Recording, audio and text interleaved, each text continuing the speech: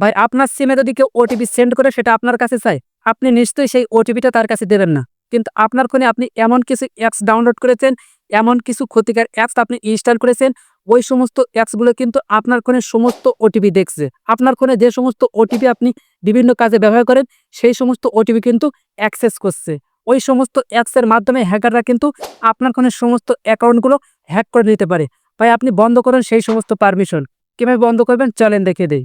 এর জন্য সেটিংসটা ওপেন করে নেবেন।